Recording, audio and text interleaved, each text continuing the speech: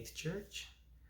Devotions this week, we're going to be in 2 Kings starting at chapter 3. That's what we'll look at today, and over the next number of days we'll be looking at the prophet Elisha, the successor to Elijah that you've been hearing about the last couple of weeks. And so some of these stories of Elisha, you'll see a lot of them are very similar.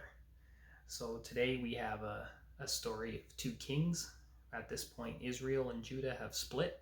And so we have King Jehoshaphat of Judah, the southern kingdom, and then King Jehoram of Israel, the northern kingdom. And I titled this A Matter of the Heart because we see a contrast between these two kings. And so how the story goes, you can read it on your own in chapter 3.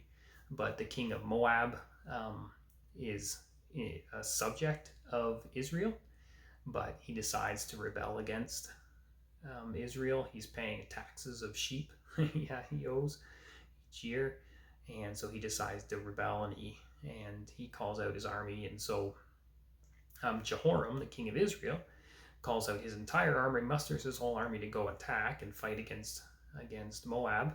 And he goes down to Jehoshaphat, and he asks Jehoshaphat to come along. And so right off the bat, we see here in chapter 3, it talks about the heart of Jehoram. And it says, he did what was evil in the sight of the Lord.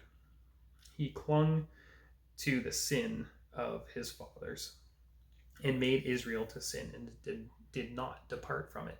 So there's a kind of a picture of Jehoram. When you contrast that with Jehoshaphat, Jehoshaphat's one of my favorite characters in the Old Testament. And just this summary from 2 Chronicles, kind of a parallel history book to 1st and 2nd Kings. It says that Jehoshaphat, his heart was courageous in the ways of the Lord. So already you have these two, the Bible's telling us the heart of these two kings. And so they go out to battle, and they decide to go this long kind of way around to get to the enemy Moab. And they run out of food and water. And what do we do when we end up in a situation where we're in need? Well, here we see Jehoram. His response is to blame God. He says, look, God has called us out here that we would die in the desert, and it's a punishment, and basically it's God's fault, and the king of Moab's going to take over Israel. And so that's Jehoram's response. But Jehoshaphat simply inquires, isn't there a prophet we can ask? And so he seeks the Lord. And so I thought that was a good lesson for us, that we have in situations when they're difficult, we can either blame God, we can question his love and think that he's punishing us, or we can seek him. And so those are our two options. And obviously the heart that Jehoshaphat had, he sought the Lord. And so they say, well, let's go see the prophet Elisha. So they go see Elisha, and Elisha looks at Jehoram and says, basically, I don't want to talk to you. Why don't you go ask your idols and stuff like that, And so instead of coming to me, you only come to me when you need something. And I thought that was a good lesson for us too, a reminder that we shouldn't just talk to God and go to him when we need something, but he desires to have a relationship with us and to know us and to help us with our day-to-day, and we should want to be led by him in everything we do in our day-to-day life, even when things are going well.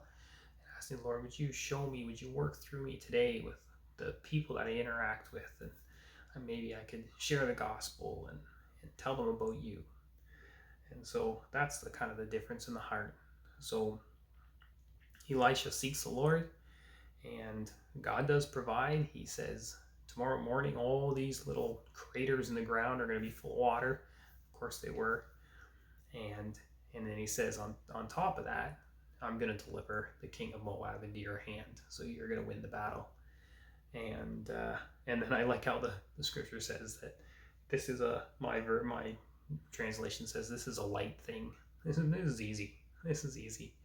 And just a reminder that so often the things that we think are so challenging and so hard and so heavy, they're nothing to God. He already knows, and he's there's nothing that is too great for him. And so, of course, when they trust in God, God is faithful, and they defeat Moab and return home.